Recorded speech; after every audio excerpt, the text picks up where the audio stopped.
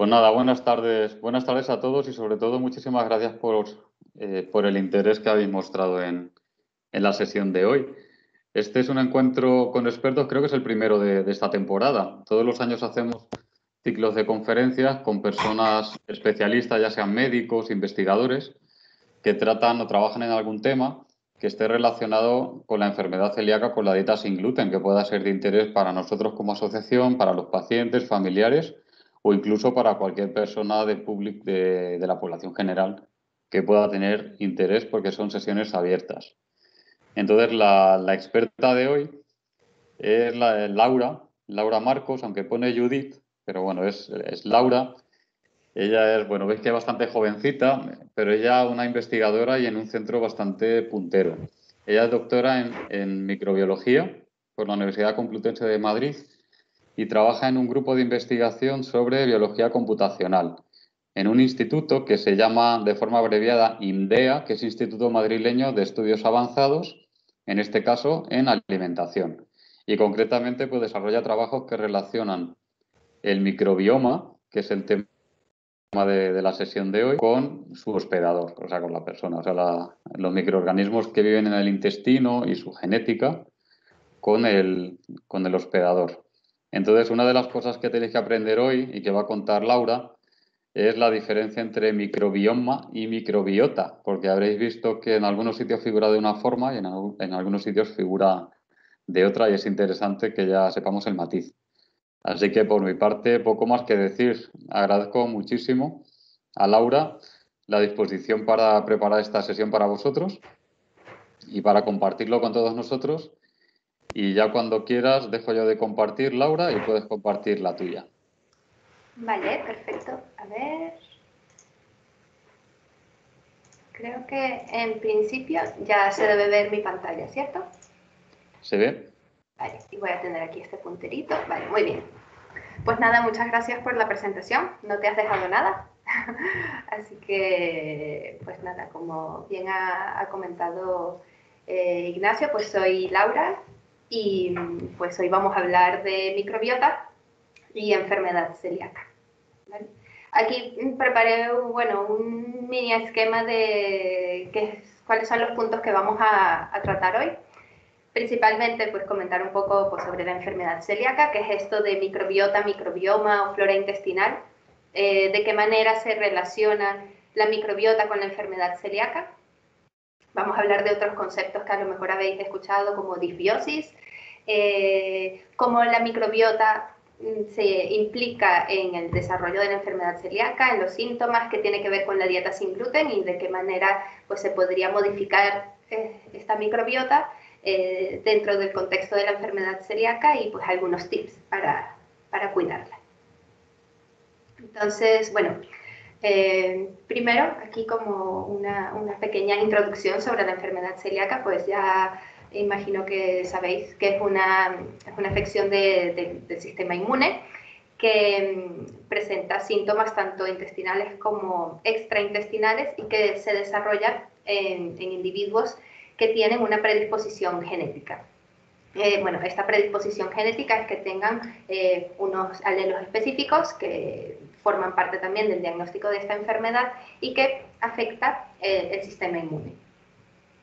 Y esto se va a ver, se va a dar la enfermedad no solo con esta predisposición genética, sino que tiene que haber un desencadenante ambiental que pues, se ha considerado siempre que es el gluten. Lo que sucede es que hay individuos, personas que tienen también esta predisposición genética, que consumen gluten, pero que no desarrollan la enfermedad. Lo que sugiere que existen otros factores, además del gluten, que puedan estar funcionando como desencadenantes para que se desarrolle como tal la patología. Estos desencadenantes, pues uno de los que más se está estudiando últimamente, pues es la microbiota intestinal. También hay otros elementos como relacionados con la infancia, la lactancia, y que también van a tener mucho que ver con la microbiota y que lo vamos a ir hablando hoy pues, a lo largo de esta tarde. Entonces, pues nada. Microbiota, microbioma o flora. Como tal, la microbiota intestinal se refiere a todos los microorganismos que viven en los intestinos.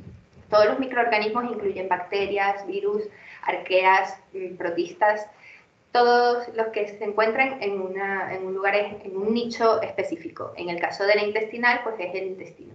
Es lo que se conocía antes y que, bueno, que todavía se conoce como flora intestinal.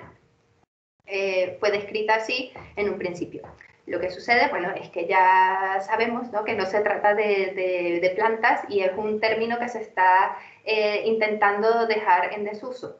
A partir del año 2001 se acuña el término microbioma y microbiota. Y son dos términos que se utilizan generalmente, se pueden utilizar de forma indistinta, pero tienen significados diferentes. La palabra microbiota se refiere a los organismos como tal. Las bacterias, los hongos y viruses que viven en un sitio específico, mientras que el término microbioma se refiere a los genes que proporcionan esos microorganismos. Por ejemplo, hay bacterias que tienen una maquinaria genética que les va a permitir producir diversas vitaminas. Pues esos genes que están proporcionando esas bacterias es lo que se denomina microbioma, mientras que microbiota sería simplemente decir pues, los nombres de esas bacterias. A lo mejor es un poco un término que va a ser utilizado un poco más a nivel de investigación, que pues interesa más saber si estamos hablando solamente de las bacterias o de los genes como tal, pero bueno, creo que es importante saber que los dos términos, la diferencia, como comentó Ignacio al principio, porque a veces están escritos de una forma u otra. Pero bueno, que vienen a tratar sobre todos los microorganismos que estén en un lugar en especial. Y pues, la microbiota está de moda, no sé si os habéis dado cuenta, pero cada vez hay más informaciones, noticias sobre la microbiota, que si tiene que ver con diversas enfermedades, que si cambia con las alergias, que si los deportistas tienen una microbiota, que si otra. Cada vez hay más libros divulgativos sobre la microbiota, dietas que buscan cuidar la microbiota, probióticos que dicen que mejoran la microbiota. Pues hoy en día es un tema que está bastante de moda. Y lo que sucede está de moda porque lo estamos investigando más. Desde hace pues 15 años o así, las tecnologías para poder estudiar la microbiota se han ido desarrollando muchísimo más y además se han abaratado los costes, lo que ha permitido que se desarrollen más estudios en el área y por lo tanto pues haya cada vez más grupos investigando sobre el tema y por lo tanto pues teniendo más y más información al respecto. Es por eso que ahora pues se oye mucho más este término. Sobre la microbiota, pues decir que he estado hablando yo sobre microbiota intestinal, pero que tenemos microbiota en prácticamente todas las partes del cuerpo. Hay microbiota en la piel, microbiota pues, en la boca, en el pelo, en el aparato respiratorio, en los pulmones tenemos bacterias, por supuesto en el tracto gastrointestinal, que es lo que hemos comentado. Hay microbiota pues, por todo el cuerpo. De hecho, pues, se han hecho estimaciones para ver el número de células bacterianas versus el número de células humanas que hay y más o menos están un poco igual. En algunos estudios dicen que es un poquito más la cantidad de bacterias, de células bacterianas que tenemos en el cuerpo, más que células humanas. Pero bueno, esto es simplemente para comentar que tenemos una población de microorganismos muy grande en nuestro cuerpo y que cumplen funciones muy importantes. En el caso de la microbiota intestinal, que es de la que voy a estar hablando hoy, voy a estar hablando más hoy de ella porque es la que tiene un poco más que ver con la enfermedad que vamos a comentar, que es la enfermedad celíaca, pero que la microbiota de todo nuestro cuerpo cumple funciones muy, muy importantes.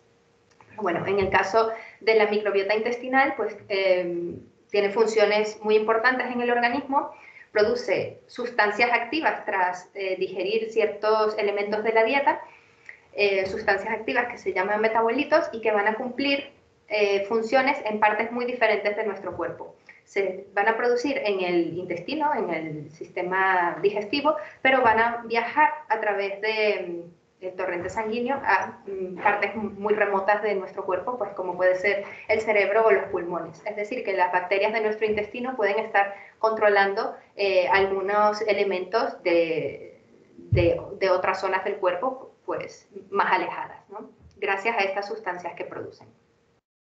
También juegan un papel muy importante en la regulación de la respuesta inmune, y esto es una de las claves que tiene que ver con la enfermedad celíaca, que vamos a ir aprendiendo a lo largo de la tarde.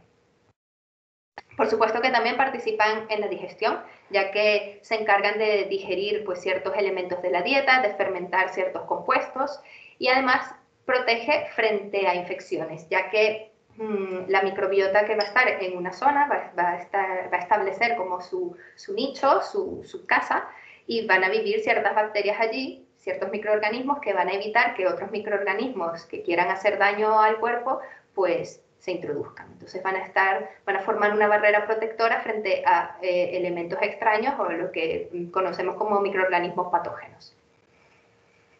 Y algo también muy, muy importante de mencionar, que hace que todo sea, bueno, un poquito más complicado, es que el microbioma de cada individuo es único.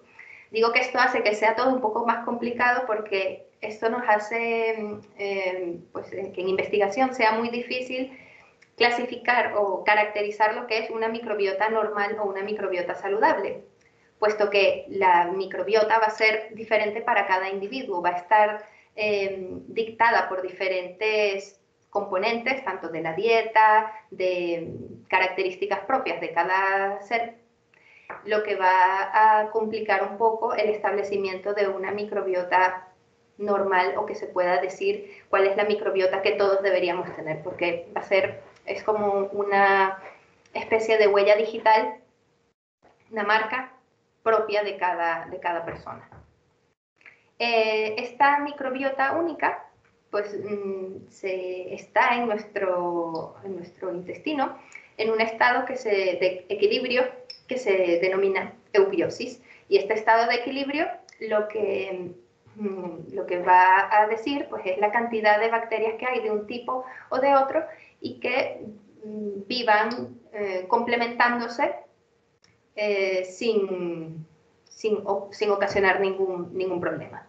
Cuando este estado de equilibrio se pierde, ocurre lo que se denomina disbiosis, que también es una palabra que cada vez se va escuchando más, porque se está empezando a relacionar esta pérdida de equilibrio, esta disbiosis, con diferentes enfermedades. Hay muchos aspectos, muchos elementos externos que afectan la microbiota y que pueden hacer que ese equilibrio se mantenga o se pierda. Y es lo que va a ir pues, formando esta huella digital o este microbioma único de cada individuo. Todos los elementos externos que nos rodean.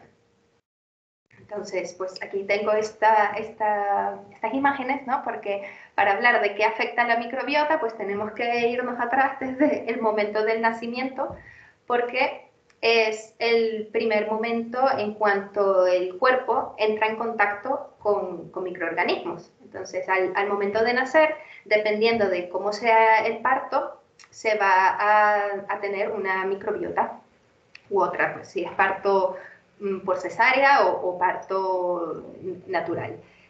La primera microbiota que tienen los bebés al nacer es la microbiota de la madre. Posteriormente, pues con la lactancia materna, pues también empieza la introducción de microorganismos al cuerpo del bebé. Uno de los primeros microorganismos en colonizar los intestinos del bebé pues son las bifidobacterias, que se encuentran en la leche materna y que empiezan pues, este proceso de colonización. A medida que se va desarrollando el individuo, pues esta microbiota va creciendo, se va adaptando, porque a medida que el individuo pues, va teniendo contacto con diferentes estímulos externos, pues la microbiota va a cambiar. Principalmente el mayor estímulo externo que va a moldear, a crear la microbiota, va a ser la dieta. Entonces, a medida que se vayan introduciendo diferentes elementos de la dieta, la microbiota se va a ir especializando. Dependiendo del tipo de dieta que se lleve, van a haber microorganismos que van a prevalecer o que van a crecer más. O sea, tenemos que pensar que la microbiota se va a alimentar de lo que estemos alimentando nosotros. Entonces van a haber bacterias que les va a gustar más cierto tipo de vegetales o fibras, mientras que hay bacterias que se especializan en digerir grasas de origen animal. Entonces, si en nuestra dieta incluimos más grasa de origen animal, pues vamos a tener más de estas bacterias especializadas en digerir ese tipo de alimento. Si en nuestra dieta incluimos más vegetales ricos en fibra, pues nuestra microbiota se va a especializar en digerir ese tipo de alimentos. Aparte de la dieta, que es bastante evidente, ¿no? por lo que acabo de comentar, que dependiendo pues, de lo que comamos, pues van a haber unas u otras bacterias, pues hay otros elementos como la actividad física que van a estar modificando la microbiota. También hay que tener en cuenta que los hábitos de vida y la actividad física pues normalmente también están bastante relacionados con el tipo de dieta que se lleve, entonces es una influencia mutua, pero bueno, también se han realizado estudios donde se evalúa la microbiota de deportistas de élite y se ve que la microbiota es diferente a personas pues, que realizan otro tipo de ejercicios. Otro elemento también importante en la modificación de la microbiota son los tratamientos. Por supuesto, el tratamiento con antibióticos va a modificar a la microbiota porque lo que están haciendo los antibióticos es pues, eliminar ciertos componentes bacterianos. Entonces, al tomar antibióticos se van a morir ciertas bacterias que están en la microbiota intestinal y otras que son un poco más resistentes van a prevalecer y va a ocasionar un desequilibrio en la microbiota intestinal. Aparte del tratamiento antibiótico, otros fármacos también se ha visto que tienen efecto sobre la microbiota, favoreciendo el crecimiento de algunas bacterias e inhibiendo el crecimiento de otras. Pues eso. En cuanto a la microbiota intestinal, como comenté un poquito antes, tiene unas funciones muy, muy importantes. Y voy a comentar ahora específicamente pues, aquellas funciones que se relacionan más con el desarrollo de la enfermedad celíaca. ¿Vale? Bueno, para eso hice este dibujito acá, que es como imaginar que esto es un corte de unas vellosidades intestinales, ¿vale? Tenemos aquí las células del intestino, que son los enterocitos, que están muy uniditas entre sí, pues por unas proteínas y unas uniones especiales, que son uniones celulares, y hacen que forme lo que se llama barrera intestinal, porque hacen pues como una barrera de células que separa pues el contenido que esté pues aquí donde dibujé la microbiota, que aquí va a estar el contenido de la digestión, pues de la lámina propia y de las células del sistema inmune, y más abajo pues estarían los capilares y los vasos sanguíneos. Entonces, la microbiota intestinal va a estar muy en contacto con esas células del intestino, porque van a estar pues allí viviendo pues sobre las células del intestino. Una de las funciones más importantes y que luego tiene relación con el desarrollo de la enfermedad celíaca, pues es la producción de mucina o la producción de moco. Porque al producirse este moco, pues se protege la barrera intestinal y además se favorece que se mantenga un equilibrio entre las bacterias de la microbiota. Se favorecen entre ellas, se crea como un estado de simbiosis, pues donde unas producen ciertas sustancias que a otras les favorecen. Entonces, la producción de mucina pues es muy importante para mantener la barrera intestinal. también este moco y este mantenimiento del equilibrio en la microbiota ayuda a que se mantenga la barrera intestinal y se evita que elementos de la dieta, que aquí los dibujé de varios colores, puedan penetrar dentro de, o sea, que puedan atravesar la barrera intestinal. Otro elemento u otra acción súper importante es la producción de unas sustancias que se llaman ácidos grasos de cadena corta. Estas sustancias las producen ciertas bacterias luego de fermentar la fibra alimentaria. Entonces, luego de digerir la fibra, producen estos ácidos grasos de cadena corta, que son súper importantes porque se liberan y pueden afectar, pues como comenté, diversas zonas del cuerpo. Viajan, pueden atravesar la lámina propia, viajar por el torrente sanguíneo y también favorecen, o sea, participan en la maduración y en la regulación de células del sistema inmune. Entonces cumplen un papel muy, muy importante. ¿Qué pasa en la enfermedad celíaca? Pues hay una ruptura de esas uniones celulares tan bonitas que habíamos visto antes. Al perderse esas uniones celulares, pues ocurre lo que se denomina como un aumento en la permeabilidad de la membrana. Lo que va a hacer es que se va a permitir el paso, pues aquí se ve, ¿no?, como hay un espacio, entonces se permite el paso de bacterias que pueden producir una infección o que activan el sistema inmune y producen una inflamación, o permiten el paso de ciertas sustancias, como por ejemplo, pues aquí puse en azulito, la gliadina, que nos interesa, que proveniente del gluten de la dieta. Cuando atraviesa estas proteínas del gluten de la dieta, pues la transglutaminasa tisular va a realizar una serie de acciones y va a hacer que sean reconocidas por las células del sistema inmune. Se activa el sistema inmune, se producen sustancias que van a empezar a dañar estos enterocitos y ocurre lo que se denomina pérdidas de las vellosidades intestinales. Hay un aplastamiento en las vellosidades intestinales y los enterocitos se empiezan a dañar.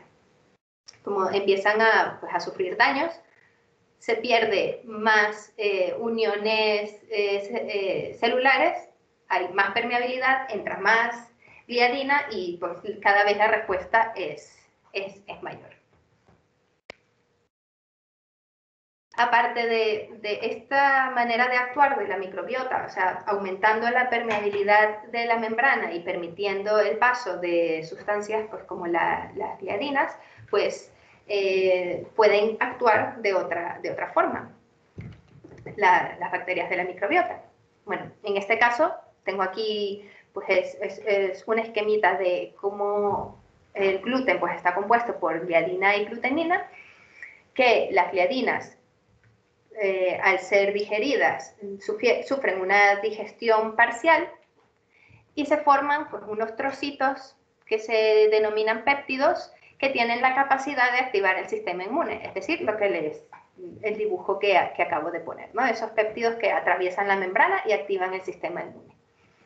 ¿De qué otra manera pueden actuar la microbiota? Pues hay ciertas bacterias específicas, como por ejemplo Bifidobacterium, algunas cepas específicas de Bifidobacterium tienen unas enzimas que son capaces de digerir esos péptidos y los cortan en péptidos o en trocitos más pequeñitos que pierden esa capacidad inmunogénica o la disminuyen, entonces tienen una menor capacidad de activar el sistema inmune y en algunos casos pues ya dejan de activar el sistema inmune.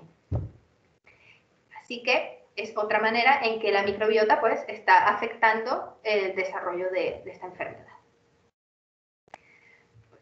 Entonces, estos son de resumen de cómo la microbiota afecta a la enfermedad celíaca, ¿no? El primer punto sería, pues, la producción de moco y fortificación de esa barrera intestinal. Otro punto es con la producción de los ácidos grasos de cadena corta, producto de la digestión, que van a mantener el sistema inmune, van a regular la respuesta inmune y además van a ayudar a que las células del intestino, que los enterocitos estén saludables y que estén muy bien y que se mantengan uniditos. Y el otro es el último comentario que hice, ¿no? Sobre que hay ciertas bacterias que tienen enzimas que específicamente pueden digerir pues esos péptidos del gluten con capacidad de ocasionar una respuesta inmune. Entonces, teniendo en cuenta estos aspectos, o sea, creo que ya ha quedado, espero que haya quedado claro que la microbiota pues juega un papel importante en la enfermedad celíaca, que pues hay que estudiarla porque tiene mucho que contar, ¿no? Y se han realizado pues diversos estudios, hay varios grupos de investigación trabajando en esto, donde se busca pues evaluar cómo es la microbiota en la enfermedad celíaca, qué está pasando, y se conoce pues que hay una disbiosis, hay un desequilibrio en la microbiota en la enfermedad celíaca. Lo que no se conoce, que puse aquí este dibujo, es qué es primero, si la disbiosis es causa de la enfermedad celíaca o es consecuencia. Esto todavía no se tiene claro. Hace poco salió un estudio pues, donde se hizo un seguimiento de niños con el genotipo HLA con la predisposición genética a desarrollar la enfermedad celíaca y se evaluó la microbiota de estos y se vio que aquellos que tenían pues, los genes que los predisponían al desarrollo de la enfermedad celíaca tenían una microbiota diferente a niños sin esos genes, lo que puede sugerir que a raíz de esa predisposición genética cambia la microbiota. Sin embargo, pues como tengo esta imagen porque todavía no es algo concluyente, no se conoce exactamente pues qué es antes o después. Lo que sí sabemos es que hay una disbiosis y que esa disbiosis pues va a estar ocasionando más problemas, ¿no? Va a estar favoreciendo el desarrollo de la enfermedad. Cuando pues, esta disbiosis va a estar caracterizada por pues, una menor diversidad de microorganismos, van a haber cambios en la composición de esos microorganismos y en la función que desempeñan y como pues, he comentado antes, va a haber menos cantidad de esos metabolitos buenos de los ácidos grasos de cadena corta. Se ha caracterizado pues, que hay ciertos grupos bacterianos, principalmente pues, bacterias del filum, proteobacteria y bacteroidetes, que están más elevados en pacientes con enfermedad celíaca y que hay una disminución de bacterias de bacterias pues, generalmente que se consideran más positivas, pues, como las bifidobacterias, que además vimos que tienen capacidad de digerir un poco más estas moléculas de las gliadinas. Entonces, hasta ahora, en la evidencia científica, pues esto es un poco lo que conocemos. Entonces, sabemos que esos cambios en la abundancia y en los tipos de bacterias que vamos a tener en el intestino y qué cantidad hay de cada uno de estos tipos van a ocasionar esta disbiosis y además la disbiosis va a ser diferente en cada individuo porque, como ya sabemos, la microbiota es única en cada individuo, es propia de cada persona. Entonces, también la disbiosis va a ser diferente en cada persona. Se puede haber una disbiosis por ciertos grupos bacterianos y que no va a ser la misma disbiosis que tenga otro paciente. Y dependiendo de estos cambios en la microbiota, pues se ha visto que hay una prevalencia de ciertos síntomas gastrointestinales o síntomas extraintestinales. Y que además, dependiendo de qué bacterias son las que estén más o menos aumentadas, pues va a haber una respuesta diferente al tratamiento de la enfermedad celíaca, pues que es la dieta sin gluten. La dieta sin gluten, pues conocéis que es el único tratamiento pues, que hay para la enfermedad celíaca y que pues tiene sus pros y sus contras. Se ha descrito que en algunos casos, o sea, algunos productos sin gluten pues tienen menos macronutrientes que otros, y lo que está claro es que puede ocasionar en algunos casos un descenso o una reducción en el consumo de fibras. Y esto puede ser negativo porque al tener menos ingesta de fibras vegetales, pues hay ciertas bacterias que se alimentan de estas fibras y que generalmente son beneficiosas, que van a estar disminuidas, lo que va a potenciar más aún la disbiosis. Entonces, en algunos pacientes, la dieta sin gluten puede estar ocasionando una disbiosis mayor, o puede estar favoreciendo el desarrollo de la disbiosis que ya de por sí se tiene como base por la enfermedad celíaca. Esto puede ser explicación de por qué en algunos casos hay pacientes que tras llevar una dieta sin gluten tienen una reducción de síntomas, con unas vellosidades intestinales que ya dejan de estar achataditas y que vuelven a ser saludables, mientras que en otros casos hay pacientes que tras llevar tiempo en dieta sin gluten pues siguen sin responder al tratamiento. Y esto es un estudio que estamos llevando a cabo en IMDEA, en IMDEA Alimentación. Estamos evaluando el papel que tiene la microbiota en aquellos pacientes que ya llevan tiempo en tratamiento de dieta sin gluten, más de un año, y que siguen presentando síntomas. Es un estudio pues, que estamos llevando a cabo con colaboración de la Sociedad Europea de Microbiología, y que estamos desarrollando, y lo que queremos saber es cómo influye la microbiota en el desarrollo de estos síntomas, y poder indagar un poco en ver de qué manera podría modificarse esa microbiota para favorecer a pues una disminución de los síntomas. Para esto existen diversas maneras en que se puede modificar la microbiota. Como hemos comentado, la dieta es uno de los factores más claves, ¿no?, para cambiar la microbiota. Entonces, modificaciones en la dieta pues, podrían ocasionar cambios en la microbiota. En este sentido, pues los prebióticos son alimentos que ayudan a la microbiota porque son fibras vegetales. Los prebióticos son alimento para bacterias, o sea, son fibras vegetales especiales que funcionan pues como alimento para bacterias. Sabemos que en dieta sin gluten, pues todos los cereales, trigo, no se pueden incluir en la dieta, pero existen otros alimentos prebióticos que pueden ser muy positivos para la microbiota. Alcachofas, puerros, cebolla, que tienen fibras dietéticas que van a funcionar pues mejorando un poco la microbiota intestinal.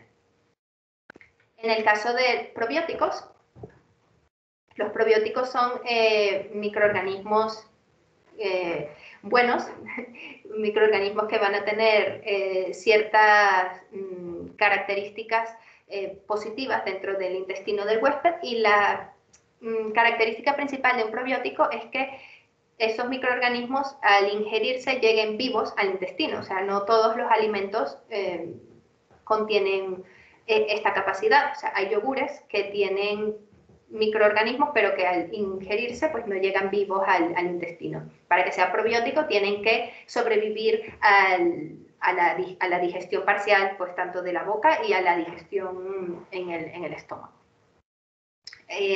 Por lo que hay alimentos a los que se les adiciona microorganismos especiales que funcionan como probióticos, y hay otros alimentos que tienen probióticos naturales. Generalmente son alimentos fermentados, pues como la kombucha, el kéfir o el kimchi, que tienen tanto bacterias como levaduras que son capaces de sobrevivir al tracto gastrointestinal y que luego dentro del intestino pueden colonizarlo y producir efectos positivos en la persona.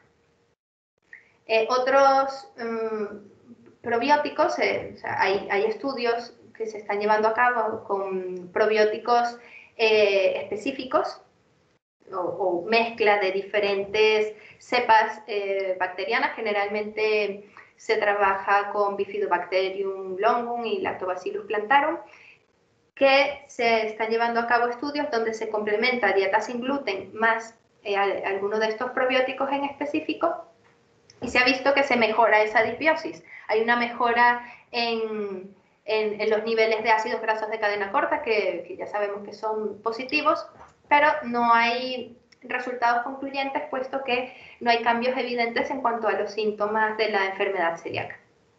Pero, pues como pues he dicho desde el principio, pues hay, o sea, esto es un tema que se está estudiando continuamente, hay bastantes grupos trabajando al respecto y la idea pues sería evaluar, ¿no?, el efecto de diferentes probióticos hasta llegar al adecuado que realmente mejore los síntomas y además trate la disbiosis. Hay en otras enfermedades pues ya se pueden, sí se utilizan probióticos para el tratamiento de ciertos síntomas gastrointestinales con resultados positivos. Entonces seguramente pues también se llegará el momento en que pues se puedan diseñar o que existan probióticos específicos para el tratamiento de la enfermedad celíaca. Y bueno, para terminar un poco, aquí traigo aquí unos tips, ¿no?, de cómo cuidar la microbiota, que creo que pues, son interesantes para todos, que básicamente es tratar bien a nuestras bacterias, ¿no? Llevar una dieta sana, reducir el consumo de alimentos ultraprocesados, porque también hay ciertos alimentos que pueden ayudar a que la permeabilidad, esa permeabilidad que vimos, pues aumente y sea dañino para nuestra barrera intestinal. Aquí que tengo puesto de primero, ¿no?, seguir al pie de la letra los tratamientos antibióticos. Bueno, con la política de antibióticos que hay en España, pues nada más se pueden comprar antibióticos con recetas, muy bien, pero si quedan en casa restos de tratamiento de antibióticos, nada de automedicarse, porque no solamente aumentaría, o sea, ayuda a aumentar la resistencia microbiana, sino que además nos estamos cargando la microbiota. Entonces, mejor nada de jugar con antibióticos. Incluir ingredientes naturales en la dieta, fibras naturales, alimentos fermentados que contienen probióticos naturales y todo lo que eche una mano a mantener más saludable nuestra microbiota. Porque, bueno, la clave de una microbiota saludable está en la diversidad. Mientras más variado comamos, más bacterias especializadas en diferentes alimentos vamos a tener. Y pues seguir una vida saludable, actividad física, descanso adecuado, todo lo que cuide nuestro cuerpo va a cuidar a nuestros inquilinos, a nuestras bacterias, así que todo eso va a ser positivo para nosotros. Y bueno, para terminar, quería agradecimientos, ¿no?, principalmente pues agradecer a la Asociación de Celíacos y Sensibles al Gluten de la Comunidad de Madrid, al Instituto de Alimentación, que es donde estamos llevando a cabo pues todos estos trabajos relacionados con la microbiota y la enfermedad celíaca, al grupo de biología computacional, que bueno, aquí puse una foto de todos los que somos, y pues por supuesto a vosotros por estar aquí, por vuestra atención, y pues nada, he terminado. No sé si me extendí un poquito más, pero bueno, espero que... Ha estado perfecto, Laura, muy bien. Que haya sido muy interesante y didáctica, y además estoy viendo bastantes preguntas. Mira, voy a poner yo la imagen original del encuentro ahí, la voy a compartir. A ver si la veis ahí y te voy haciendo preguntillas. Vale. Vale, lo pongo porque creo que la grabación queda mejor. ¿La veis bien vosotros? Sí. Vale. Pues te cuento, porque ha habido un poco de todo. Y la verdad es que has contado lo que nos suele interesar que cuente cuando se trata este tema, porque está muy bien. Déjame, porque he visto muchas que me han gustado y ahora se están solapando. Mira, por ejemplo. A ver, las he perdido. Bueno, pregunta Irene, luego buscaré, porque he visto varias que me interesaban. Yo creo que nos da tiempo a preguntar todas. Dice Irene, dice, ¿los probióticos pasteurizados tienen las mismas propiedades? Pues vale, ha habido un poco de tema con los probióticos, porque ahora se tienen que colocar en las etiquetas de los alimentos pues que realmente sean probióticos, porque cuando se pasteurizan, pues muchos microorganismos pues ya mueren y los probióticos tienen que estar vivos. Lo que pasa es que también hay algo que se llama posbiótico, que es que si no ya no me iba a dar la vida hoy contando cosas, que los posbióticos son sustancias que producen pues los probióticos. Entonces, en algunos casos puede que el microorganismo ya esté muerto, pero las sustancias que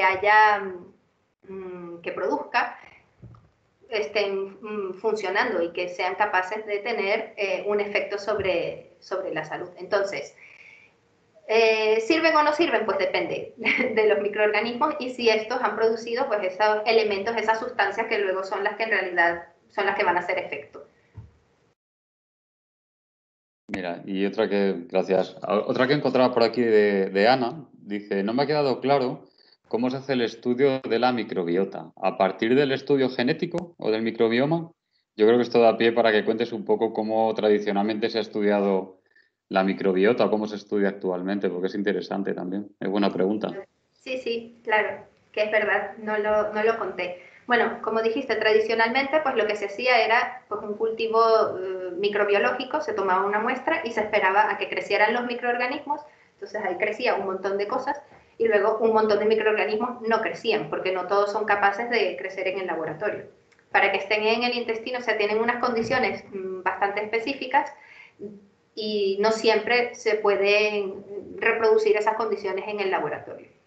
Entonces, lo que se ha hecho, que es lo que dije que ha empezado a haber más estudios al respecto, es la secuenciación de los genes, pero de la microbiota. O sea, es decir, se toma una muestra, en el caso de la microbiota intestinal, la muestra que generalmente se toma es una muestra de heces, entonces se realiza un análisis donde se estudian todos los genes de microorganismos que hayan allí.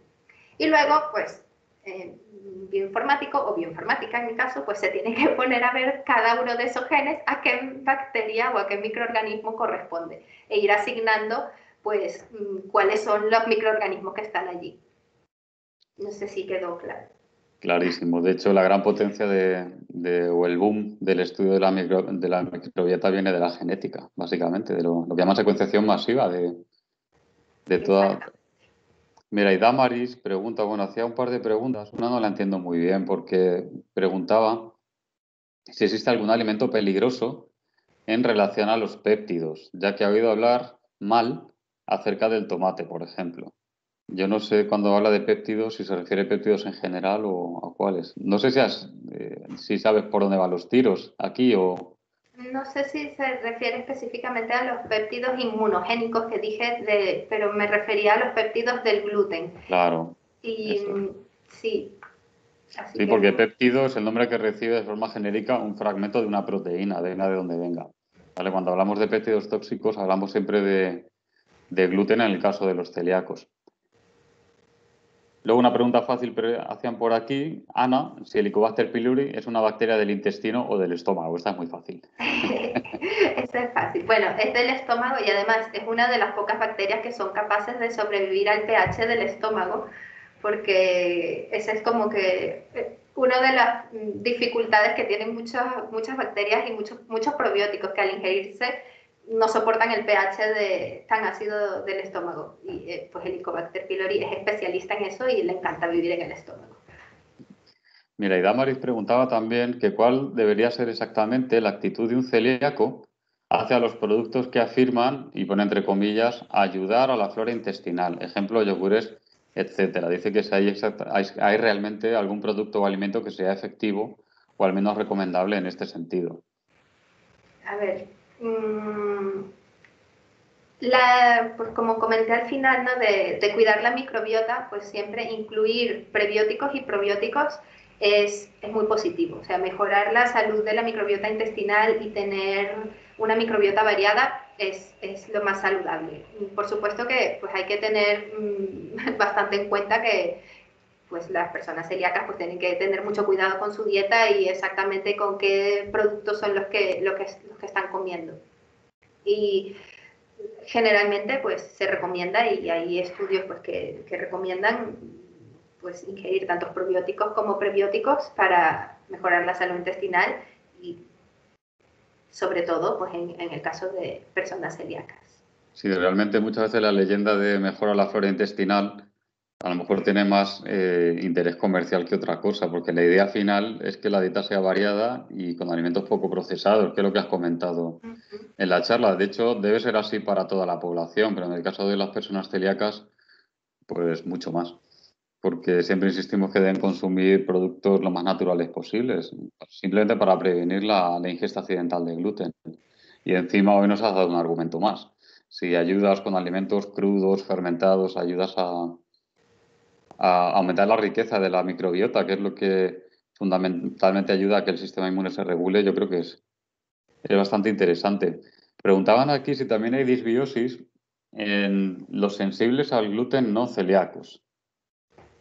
A Yo, ver, yo diría que sí, pero no recuerdo, ¿no? Entiendo que hay estudios, pero no recuerdo haberlo visto ahora. sí, a ver, disbiosis puede haber en muchísimas enfermedades, no nada más en la enfermedad celíaca, o sea, no está relacionada específicamente con la enfermedad celíaca. Entonces, o sea, hay estudios donde se ve que hay disbiosis en muchísimas patologías. Así que sí, por Sí, supuesto que yo, el mecanismo de acción es otra cosa diferente, afecta a diferentes cosas, pero que disbiosis puede haber en muchísimas patologías. bueno, y aquí Marta pregunta algo que tampoco sabría yo qué decir. A ver si tiene sentido la pregunta y si tiene respuesta. Dice, ¿qué opinas del kéfir de agua y de leche? ¿Pueden tener presencia de cándidas perjudiciales? ¿Esto tiene relación?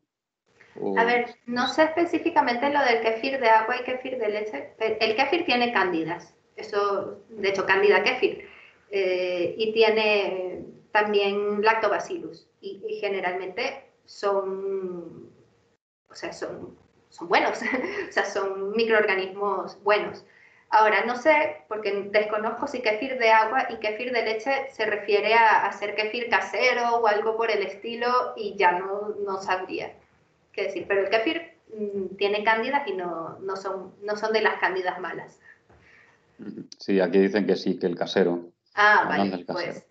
pues ya con lo del casero, eso yo no me mojo mucho porque hay que tener mucho cuidado con contaminaciones, que realmente la cándida, porque tenemos cándida en las manos, entonces igual lo estamos contaminando con cándida nuestra, entonces eso o sea, habría que saberlo hacer bien. Vale, y aquí dice María que ha seguido un tratamiento con probióticos con una mezcla de cuatro, no los leo. Dice que le ha ido horrible y la otra vez que lo siguió le fue fenomenal. ¿Y a qué se puede deber? Aquí a mí me surgió la pregunta si los probióticos están indicados con tranquilidad para personas sanas y en el caso de personas con patologías, por ejemplo celíacos, deberían ser administrados con recomendación médica. No sé si sabes si hay algo, alguna normativa sobre eso o en principio no. En principio no hay normativa, pero yo creo que debería haberla, porque, a ver, estamos hablando, o sea, son seres vivos que se comportan diferente. Eso un poco para la respuesta que decía que antes le fue bien y ahora le fue mal. O sea, no sabemos en qué estado estaba tu microbiota o como tal todo tu estado de salud en un momento y luego en otro. Son seres vivos y a veces actúan de una forma y te puede ir bien y otras veces pues no te va tan bien. Y pues yo considero que debería haber una regulación en cuanto a los probióticos porque no siempre nos afectan a todos igual, o sea, se debería haber un estudio de quién consume probióticos y por qué.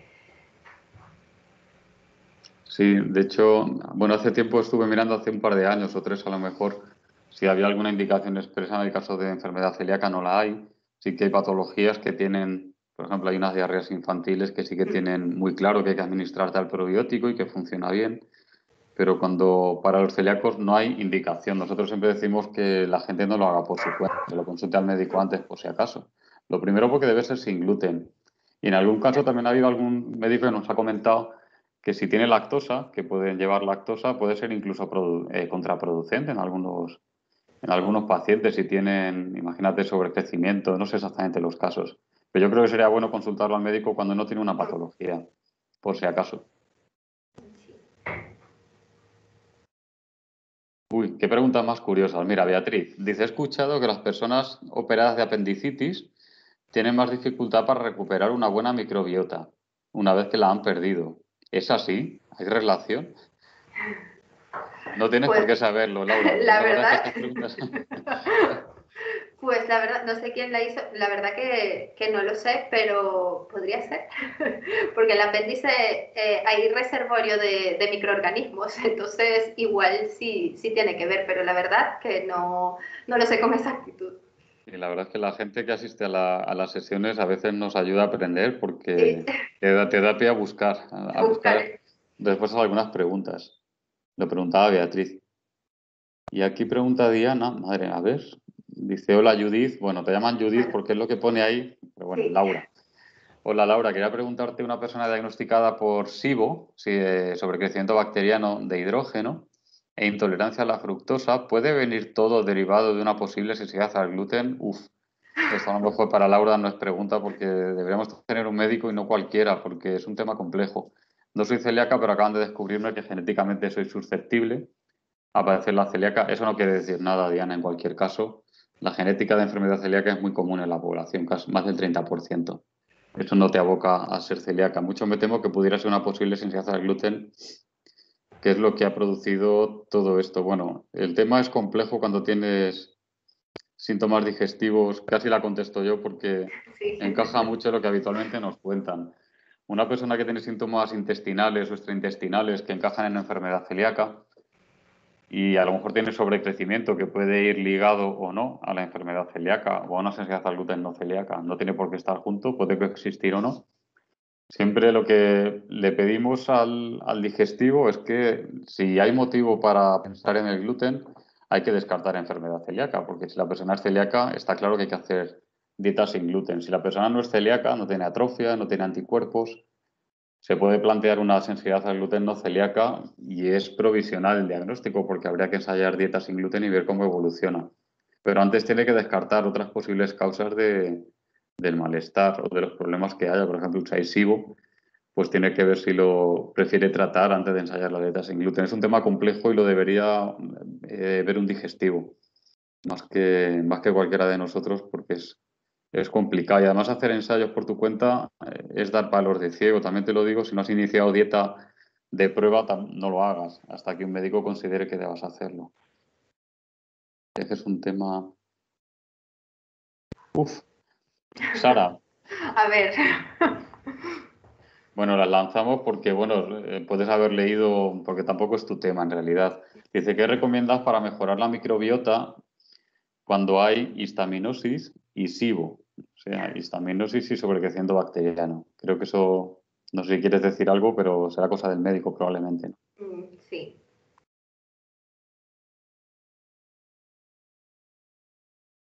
Y por aquí María responde a Damaris, supongo que se refiere a las solanáceas, pero no recuerdo cuál era la pregunta.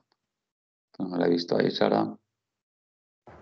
Mira, pregunta pues, Sara también si la infección por Helicobacter pylori puede afectar a la microbiota y favorecer que se desencadene la enfermedad celíaca. Bueno, que se desencadene la enfermedad celíaca lo dudo, pero ¿puede influir el Helicobacter en la microbiota de alguna Sí, manera? sí, Su sí, presencia o su ausencia, de hecho. claro, porque como acá, pues exactamente lo que acabas de decir, es su presencia o su ausencia. O sea, cualquier cambio que haya en la microbiota, o sea, si hay un sobrecrecimiento de algún tipo de microorganismo, va a disminuir otro, porque siempre tiene que haber un equilibrio. Entonces, si hay más de uno, hay menos de otro y va a ocurrir una disbiosis. Ujú. Mira, y pregunta Marina, ¿cómo podemos saber cuáles son los probióticos que llegan vivos al intestino? Pues bueno, hay microorganismos que son que se sabe ya que sobreviven, el lactobacillus es uno de los que sabemos que sobreviven y pues bueno, pues investigando un poco y viendo qué el alimento, qué probiótico es lo que tiene, si es un alimento con suplemento de probiótico o el probiótico en cuestión, o sea, cuál es el microorganismo que tiene y pues investigando si realmente sobrevive al paso del tracto gastrointestinal.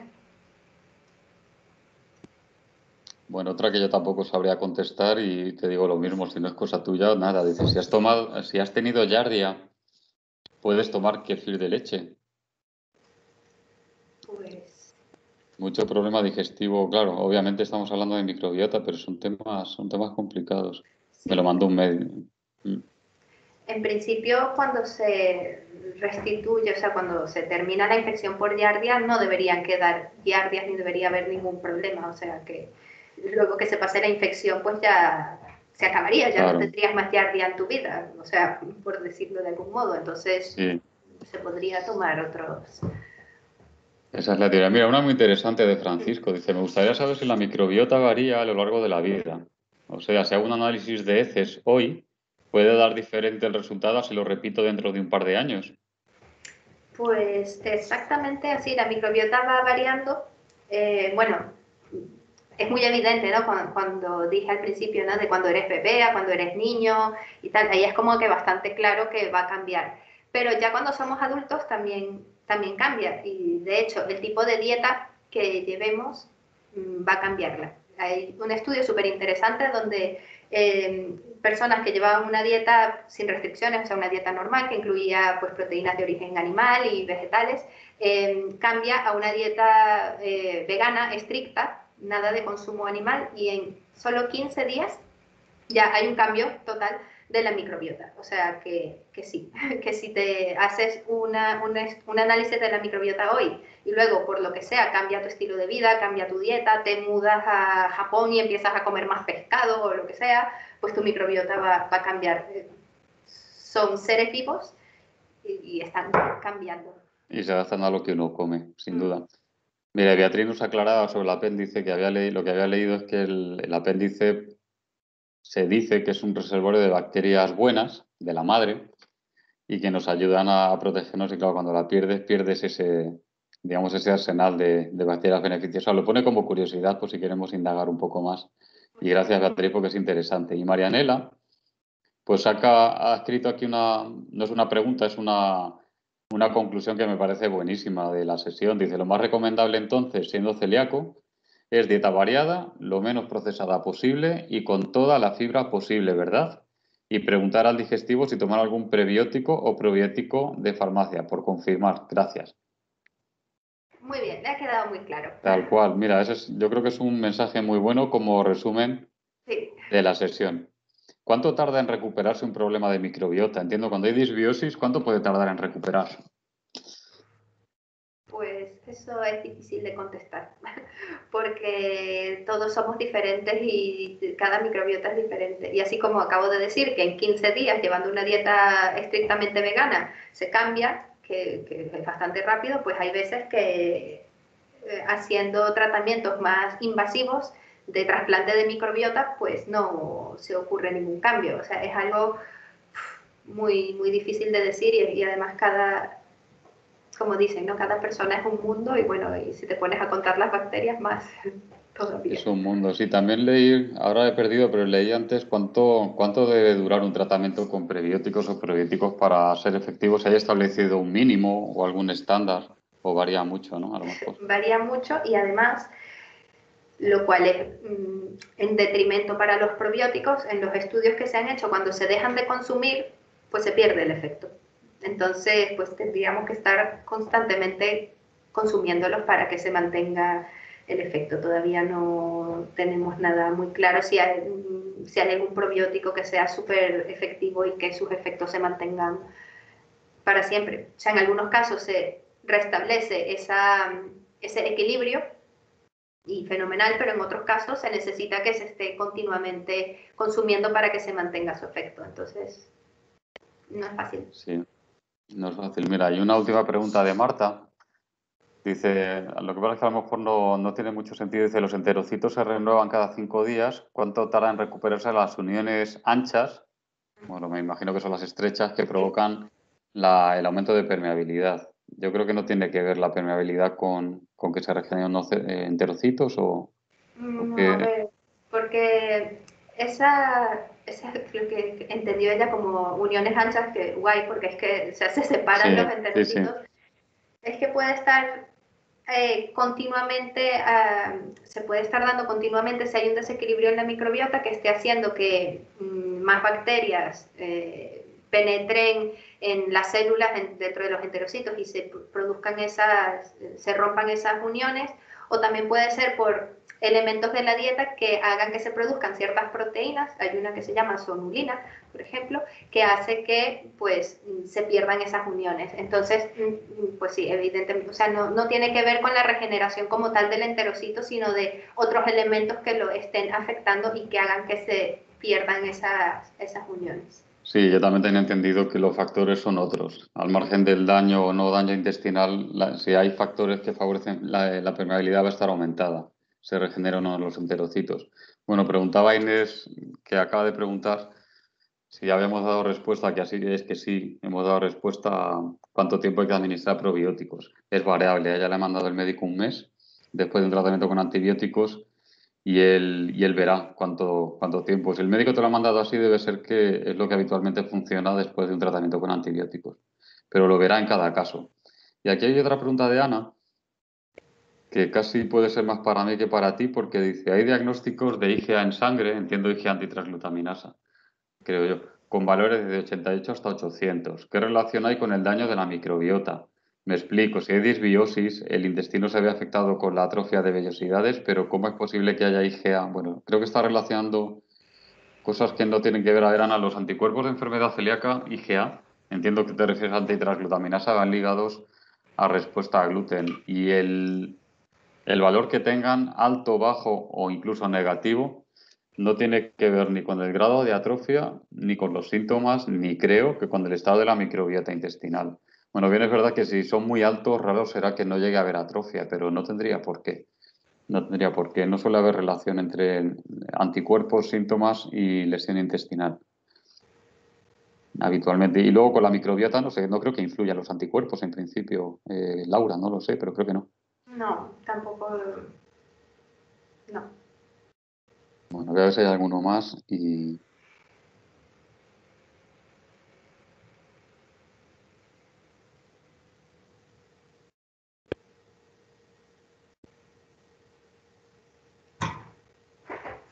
Bueno, aquí hablan, nada, Sara pregunta sobre la introducción de gluten en un bebé, siendo ella celíaca, si debería controlar la cantidad. Realmente la pauta actual es que para introducir gluten a un bebé que tiene una mamá de riesgo, o un hermanito de riesgo, vamos, un bebé que tenga riesgo, la pauta es la estándar. Hay que darle gluten con la pauta establecida para cualquier bebé.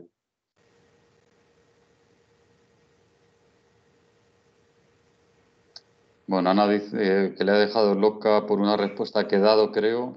Si llama a la asociación, pregunta por mí, Ana, y lo hablamos, sin problemas. Y luego preguntan si cualquier médico digestivo hace análisis de microbiota. Hasta donde sé, No, no, ¿verdad? No. no. Es, es bastante costoso, se utiliza mucho en investigación y sí que hay servicios digestivos que incluyen, pero no es complicado. Laura, yo tenía la pregunta si tenéis abierto algún estudio ahora con pacientes o que necesitéis pacientes, y lo digo porque los socios o la gente que contacta con nosotros habitualmente muchas veces está muy contenta de participar en estudios. Ah, mira. Con lo cual, te lo digo para que contéis con ellos o con nosotros para Vale. informarles a ellos si tenéis en algún momento algún estudio que queráis hacer Vale, con pacientes de este tipo, porque como ves, gente no falta porque hay aquí de todos los perfiles, por lo que estoy viendo. pues Por todos fenomenal, lo tendremos en cuenta. El que estamos llevando a cabo ahora, pues ya, o sea, ya estamos en la fase de análisis de resultados, o sea que no, pero lo tendré en cuenta para Mm. próximos estudios. Tenemos una cantera a ver, cantera de unos 9.000 pacientes. Pues Bueno, imagínate si hay para elegir perfiles con todo lo que, mira, dicen por aquí que estarían encantados de participar. fenomenal, Vale. gracias. Bueno, pues yo creo que lo vamos a despedir. Te tengo que dar las gracias otra vez, Laura, porque ha estado realmente muy bien y nos encanta que compartas lo que, tanto tú como otras personas expertas, pues lo que sabéis y lo que trabajáis habitualmente. Y también a todas las personas que se han conectado, que han sido finalmente muchas, cerca de 90, que no está nada mal, Bueno, muy bien. y que además han hecho preguntas bien interesantes. Eso quiere decir que han estado atentos y que el tema les interesa. Lo tenemos grabado, así que cuando esté el vídeo listo, pues se lo pasaremos a ella para su centro, por si lo quieren compartir y también para nosotros en la asociación, para todos los socios o la gente que quiera verlo. Así que nada, por nuestra parte, nos tienes para lo que necesites, Laura. Muchas gracias y tomar en cuenta lo de los voluntarios. Y nada. Y nos vemos en otra. Vale, Vale, pues y nada. si puede ser ya presencialmente, porque esto lo Sí, hacíamos antes presencialmente y era muy bonito. claro. Además buscábamos teatros grandes porque se llenaban con bastante gente y daba mucho gusto la interacción, así que en breve seguro que nos veremos. Bueno, a ver si para el próximo año ya tenemos los resultados del estudio y os los ¿Nos lo cuento en cuentas? persona. Pues, pues cuenta con ello, sin duda cuenta con ello. Pues Venga, nada, muchísimas gracias y buena tarde a todos. fenomenal, igual. Hasta luego.